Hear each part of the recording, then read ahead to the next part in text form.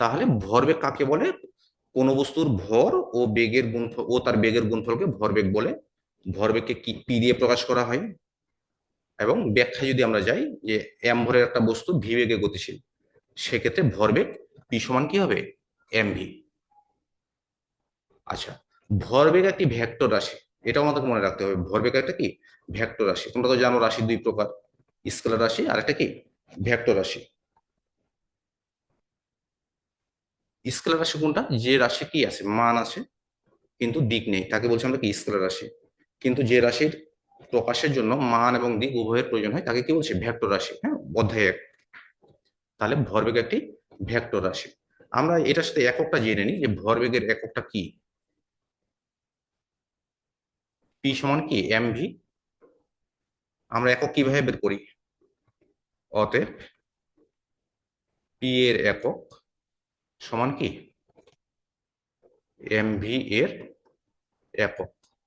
তোমরা পাশাপাশি লিখতে পারো, হ্যাঁ, যদি খাতায় লিখে নাও তাহলে খাতার মধ্যে থাকলো, পরে তোমরা জিনিসগুলো দেখতে পারবে।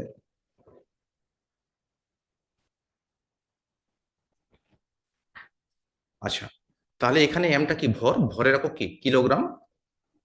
আর বেগ, ভিটা কি বেগ, বেগের একক কি মিটার পার সেকেন্ড।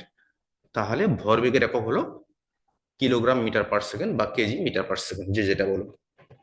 ঠিক একইভাবে আমরা মাত্রাটা বের করতে পারি। হ্যাঁ, মাত্রা তোমরা জানো পি সমান কি এম ভি। অতএব পি এর মাত্রা সমান কি এম ভি এর মাত্রা। এখন এমটা হলো ভর, ভরের মাত্রা কি কেউ বলতে পারবে? ভরের মাত্রা হাতে গোনা চারটা মাত্রা, ভরের মাত্রা কি বলো দেখি, কেউ একজন বলো ভরের মাত্রাটা কি।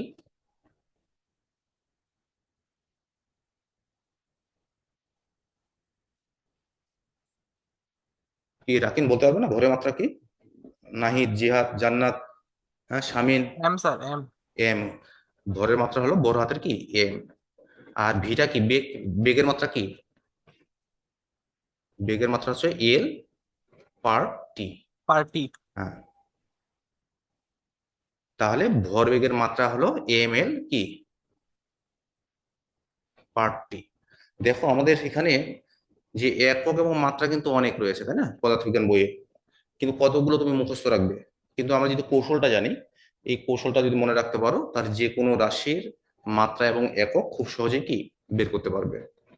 তাহলে ভরবেগের একক হলো কিলোগ্রাম মিটার পার সেকেন্ড এবং ভরবেগের মাত্রা কি এম এল পার টি। এগুলো এক তো আমরা যখন গাণিতিক সমস্যার সমাধান করব সেক্ষেত্রে যদি একক লিখতে ভুল করো সেক্ষেত্রে কিন্তু নম্বর কমে যায়। বিশেষ করে গ নাম্বারে 3 নাম্বার থাকে, তাই না? এখন অঙ্কটা তুমি সব ঠিকঠাক করেছো কিন্তু শেষে এখন এককটা দাওনি। তো এককটা না দেওয়ার কারণে সেখানে 1 নাম্বার পাওয়া যায় না। আর এর আগে তোমাদেরকে বলা হয়েছিল যে এককটা কেন জরুরি। হ্যাঁ, ওই যে দোকানে গেছো, দোকানে গিয়ে বললা আঙ্কেল আমাকে 5 চিনি দেন। হ্যাঁ, তো দোকানদার কি ভাববে? পাগল ভাববে না যে 5 চিনি দিব মানে। তার মানে কি এখানে একক ছাড়া সঠিক অর্থ কি পাওয়া যায় না। কিন্তু যদি বলতাম আমাকে 5 কেজি চিনি দেন, তাহলে এটা একটা সঠিক অর্থ বহন করে। এই কারণে আমাদের বিজ্ঞানে এককের গুরুত্ব রয়েছে। আচ্ছা, এখন আমরা দেখি যে কিছু গাণিতিক সমস্যা। হ্যাঁ, এই গাণিতিক সমস্যাগুলো চাইলে তোমরা লিখতে পারো। ধরো যে 200 কেজি ভরের একটা গাড়ি, 200 কেজি ভরের একটা গাড়ি ধরো 20 মিটার পার সেকেন্ড বেগে যদি গতিশীল হয়, 20 মিটার পার সেকেন্ড বেগে কি গতিশীল। এখন বহু নির্বাচনের ক্ষেত্রে এই প্রশ্নগুলো বেশি হয়, হ্যাঁ, যে গাড়িটির ভরবেগ কত। তাহলে ভরবেগ কত, তাহলে আমরা কি জানি পি সমান এমভি। গাড়িটির ভর কত 200, আর কত বেগে চলছে 20 মিটার পার সেকেন্ড বেগে। তাহলে তার ভরবেগ কত? 1 2 3, তার মানে 4000 কেজি মিটার পার সেকেন্ড। বুঝে আসছে তো নাকি? আচ্ছা, তোমরা একটু সবাই খাতা বের করো দেখি, আমাকে একটা প্রবলেম সলভ করে দেখাবো। সবাই একটু খাতা বের করেন এবং আমাকে একটা প্রবলেম সলভ করে দেখান।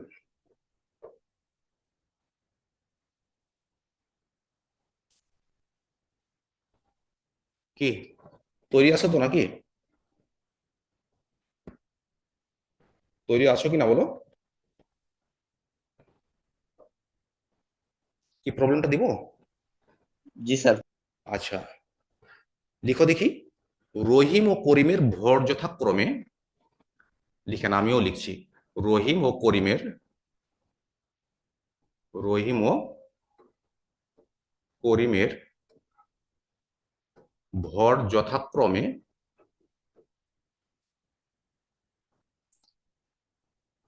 50 কেজি ও 40 কেজি।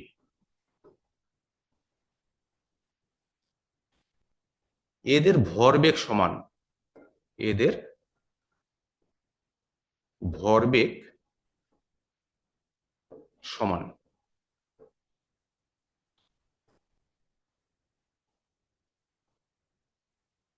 করিমের বেগ, করিমের বেগ 5 মিটার পার সেকেন্ড হলে রহিমের বেগ কত? রহিমের বেগ কত? রহিম এবং করিম দুজন বন্ধু, হ্যাঁ, এদের ভর, একজনের রহিমের ভর 50 কেজি আর করিমের ভর 40 কেজি। এদের ভরবেগ সমান, করিমের বেগ 5 মিটার পার সেকেন্ড, রহিমের বেগ কত? করেন দেখে একটু সলভ করে।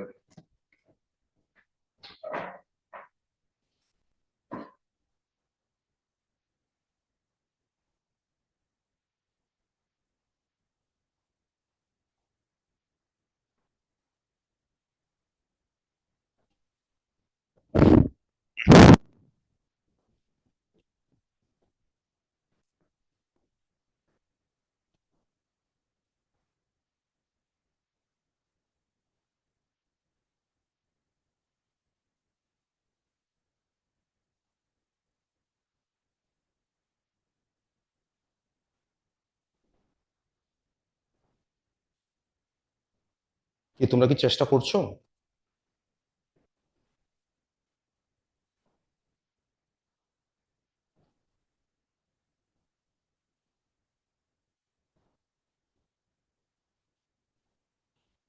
জিহাদ লিখেছো 4 মিটার পার সেকেন্ড, তাই না?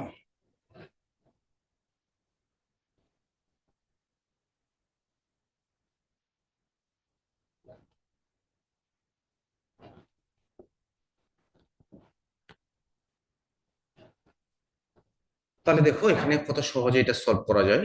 জি sir, 4 metre per second. 4 metre per second, যারা করতে পেরেছো ধন্যবাদ, আর যারা করতে পারো না তারা দেখে নাও। রহিমের ভর, মাস অফ রহিম কত? 50 কেজি। আর করিমের ভর 40 কেজি। করিমের বেগ 5 মিটার পার সেকেন্ড, রহিমের বেগ নির্ণয় করতে বলছে, ভি আর সমান হার্ট। এখানে একটা শর্ত রয়েছে, এদের ভরবেগটা কি সমান। তার মানে রহিমের ভরবেগ সমান কি করিমের ভরবেগ। তাহলে রহিমের ভরবেগ, আপনার রহিমের ভর, রহিমের বেগ, রহিমের ভর আর রহিমের বেগ সমান করিমের ভর, করিমের বেগ। তো মান বসাই দাও। এম আর এর মান হতো 50, আর রহিমের বেগ কত এটা আমি বের করব। আর এখানে করিমের ভর হলো 40, করিমের বেগ কত? 5। তাহলে ভি আর সমান হলো 200/50। অতএব রহিমের বেগ 4 মিটার পার সেকেন্ড। এই ধরনের প্রশ্নগুলো তোমার বহু নির্বাচনীতে আসে, আবার কিছু কিছু ক্ষেত্রে তোমার গ নাম্বার প্রশ্নও আসে, হ্যাঁ। তাহলে আমরা দেখলাম ভরবেগ, হ্যাঁ, ভরবেগ সম্পর্কে জানলাম যে ভরবেগ কি, কোন বস্তুর ভর ও বেগের গুণফলকে কি বলছি? ভরবেগ বলছি। ভরবেগকে কি পি দ্বারা প্রকাশ করা হয়, হ্যাঁ। ভরবেগ একটি ভেক্টর রাশি, আর ভরবেগের সূত্র হলো পি সমান কি এমভি। এ হলো আমাদের কি ভরবেগ সংক্রান্ত আলোচনা। এখন আমরা নিউটনের দ্বিতীয় সূত্রে যেতে পারি, হ্যাঁ। দ্বিতীয় সূত্রে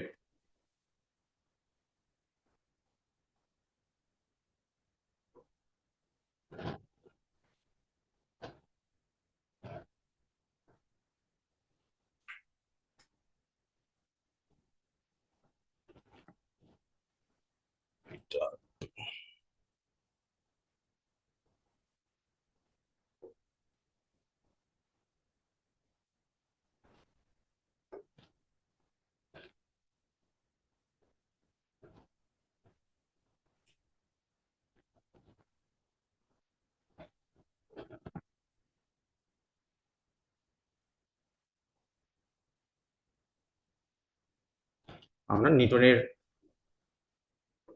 দ্বিতীয় সূত্রটা এখন আমরা দেখবো, হ্যাঁ। নিউটনের দ্বিতীয় সূত্র কি বলতে চেয়েছে, এই নিউটনের দ্বিতীয় সূত্র আমরা দেখে নিই, হ্যাঁ।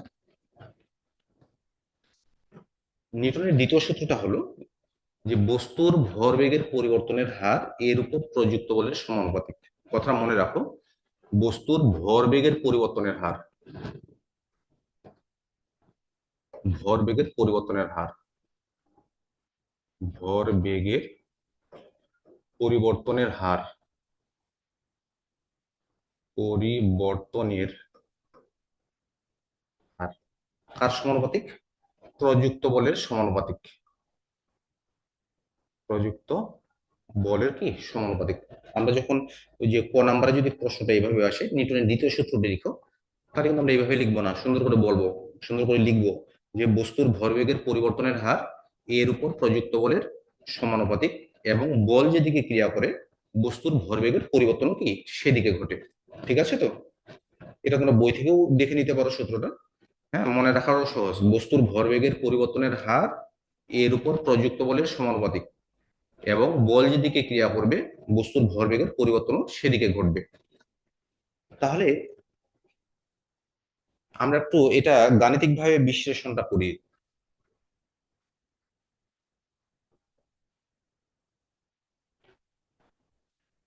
ধরো যে এম ভরের একটা বস্তু, বস্তুটার ভর কত? বস্তুটার ভর হলো এম। এই বস্তুটা, এই বস্তুটার উপরে ধরো এই এফ বল প্রয়োগ করা হয়েছে। কত বল? এফ বল প্রয়োগ করা হয়েছে, এবং শুরুতে বল প্রয়োগ করার আগে এর বেগ ছিল কত? ইউ। অর্থাৎ তুমি সহজভাবে যদি আমরা উপস্থাপন করি যে এম ভরের একটা বস্তু ইউ বেগে গতিশীল, হ্যাঁ। এর উপরে কি করা হয়েছে? এফ বল প্রয়োগ করা হয়েছে। বিষয়টা এরকম, তুমি সাইকেল নিয়ে সাইকেল চালাচ্ছ, আর হঠাৎ করে তোমার এক বন্ধু পিছন দিক থেকে কি করছে? বল প্রয়োগ করছে। তোমার তো একটা বেগ ছিল, এরপরে কি সে বল প্রয়োগ করছে, বল প্রয়োগ করার কারণে কি হয়েছে? তোমার বেগটা কি বেড়ে গেছে না? কিছু সময় পর তোমার বেগটা বেড়ে যাবে। ধরো টি সময় পরে ওই বস্তুটার বেগ হলো কত? ভি।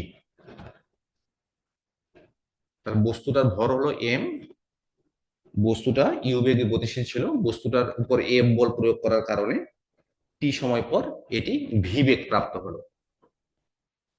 তাহলে এখানে দেখো যে বস্তুর আদি ভরবেগ কত? বস্তুর আদি ভরবেগ, আদি ভরবেগ, ভরবেগ কেমনে বের করে?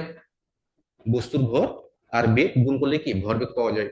তাহলে বস্তুটা ভর ছিল কত? এম, আর তার বেগ কত ছিল? আদি বেগ ইউ। তাহলে আদি ভরবেগ গেল এম ইউ। বস্তুর শেষ ভরবেগ,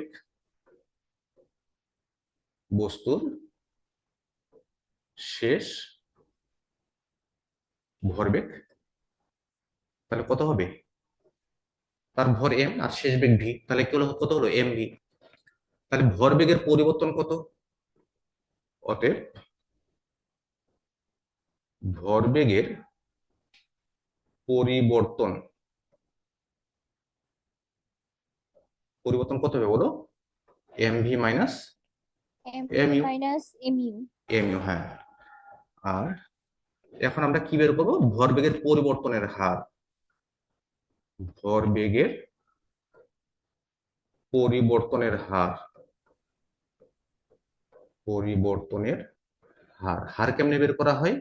কোনো কিছুকে সময় দিয়ে ভাগ করলে কি হার পাওয়া যায়। এখন তোমার গলাটা আছে, যে তোমার গলা, হ্যাঁ, তোমার গলাকে যদি সময় দিয়ে ভাগ করো তাহলে কি পাওয়া যাবে? গলার হার।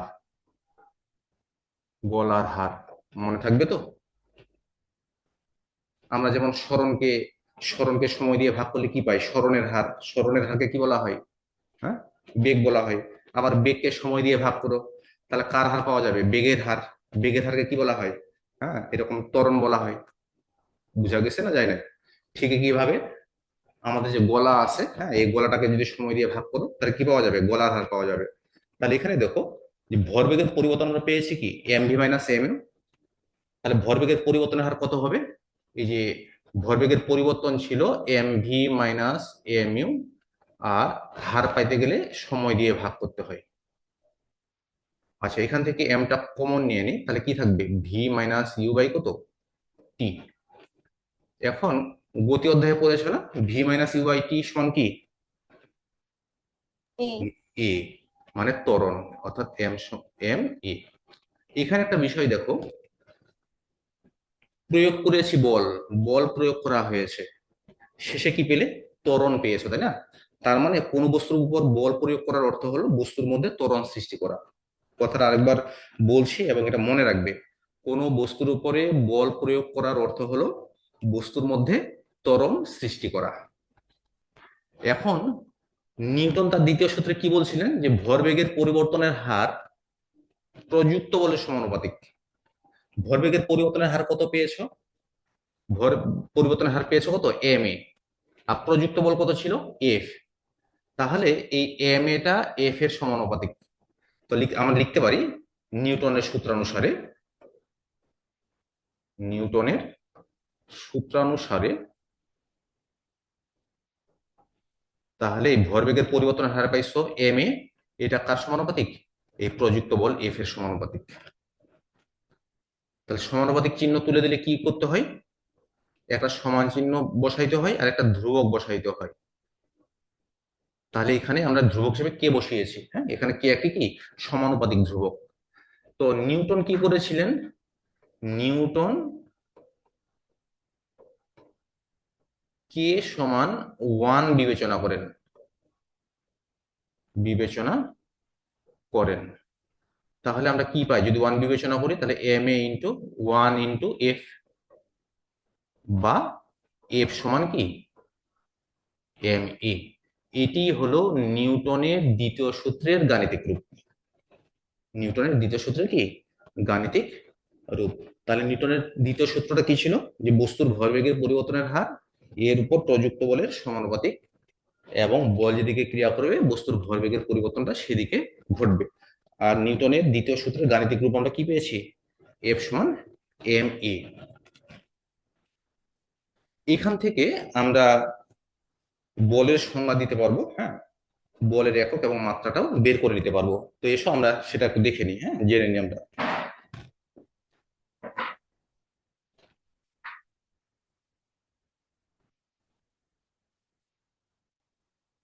তাহলে বলের সংজ্ঞা তো আমরা যখন আমরা এই নিউটনের প্রথম সূত্র পড়েছিলাম তখনই বলা হয়েছিল, যা বস্তুর জড়তার কি ঘটায়? পরিবর্তন ঘটায়। অর্থাৎ স্থির বস্তুকে গতিশীল করে বা করতে চায়, অথবা গতিশীল বস্তুকে স্থির করে বা করতে চায়, তাকে বল বলে।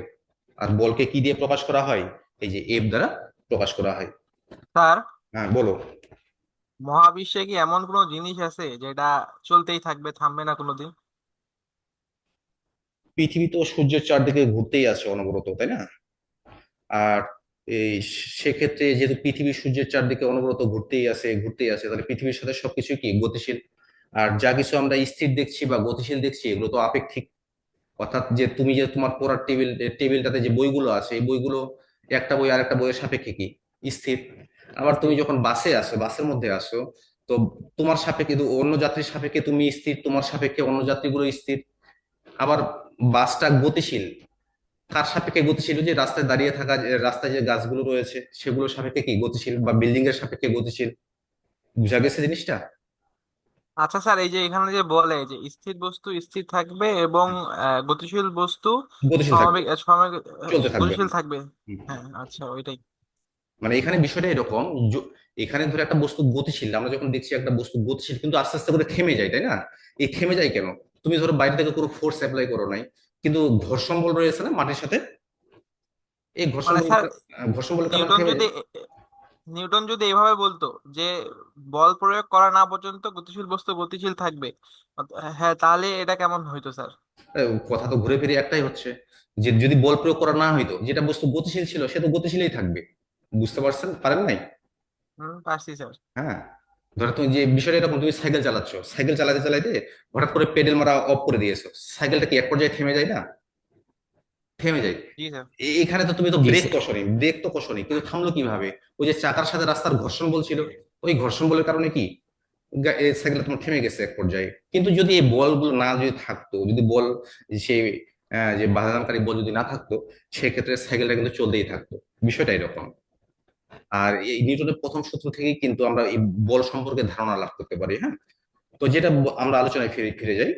তো আমরা এই যে নিউটনের দ্বিতীয় সূত্র থেকে পেলাম এফ সমান এম এ, এখান থেকে আমি এই যে বলের আমরা এককটা জেনে নিই। হ্যাঁ, বলের একক, তাহলে এফ সমান এম এ, তাহলে এফ এর একক সমান কি, অর্থাৎ বলের একক। তোমাদের লেখা কি স্পষ্ট বোঝা যায় তো, নাকি লেখা, নাকি সমস্যা করতেছে? স্যার একটু ওই যে বোল্ড করেন স্যার। একটু বোল্ড করবো না? আচ্ছা, একটু ছোট হয়ে যাচ্ছে, ছোট লেখা হচ্ছে। আচ্ছা, একটু ঠিক আছে। বড় করেন স্যার। নাকি কালো স্যার কালি নিলে? পারলে স্যার কালো দিক কালি দিক থেকে স্যার ব্যাকগ্রাউন্ডটা কালো করে দিয়েন, তাহলে ভালো হবে। আচ্ছা, ঠিক আছে, তাহলে এখানে একটু বোল্ড করেই নি। তাহলে এম এ এর একক, এখানে এমটা কি, ভর, ভরের একক কি, কিলোগ্রাম, তাই না, বা কেজি। আর তো এটা কি, ত্বরণ, ত্বরণের একক কি হলো, মিটার পার সেকেন্ড স্কোয়ার। তো এটাকে বলা হয় কি, এটাকে বলছি আমরা নিউটন। তাহলে বলের একক হলো কি, নিউটন। তাহলে এখান থেকে বহু নির্বাচনী প্রশ্ন এইভাবে মাঝে মাঝে আসে। হ্যাঁ, এগুলো একটু লক্ষ্য রাখবে। তাহলে এখানে সহগ কত, ওয়ান না? তাহলে এখানে যে ওয়ান নিউটন, পরীক্ষা অনেক সময় আসে ওয়ান নিউটন সমান কত, তাহলে ওয়ান নিউটন সমান one KG metre per second square. তাহলে বলের একক কি পাইলাম আমরা, বলের একক পাইলাম আমরা কি, নিউটন। ঠিক একইভাবে আমরা আমরা এককটা বের করে নিই, এই মাত্রা বের করে নিই, মাত্রা। তাহলে এফ সমান হলো এম এ, অতএব এফ এর মাত্রা সমান কি, এম এ এর মাত্রা। তাহলে এমটা এখানে কি, ভর, ভরের মাত্রা কি যেন বলেছিলেন, বড় হাতের এম। আর এটা কি, ত্বরণ, ত্বরণের মাত্রা কি, ত্বরণের মাত্রা হলো এল পার টি স্কোয়ার। তাহলে এটাই হলো কি, বলের মাত্রা, এম এল পার টি স্কোয়ার। এগুলো বহু নির্বাচনে তোমার কাজে লাগবে, যে নিচের কোনটি বলের মাত্রা। হ্যাঁ, তার সূত্র থেকেই ডিরেক্টলি যে 10-20 সেকেন্ডের মধ্যে তোমরা বের করতে পারবে খুব সহজে। আচ্ছা, আমি মনে হয় আর 5 মিনিট ক্লাসটা নিতে পারবো, আবারও নোটিফিকেশন চলে আসছে, তার আমরা একটু দেখি।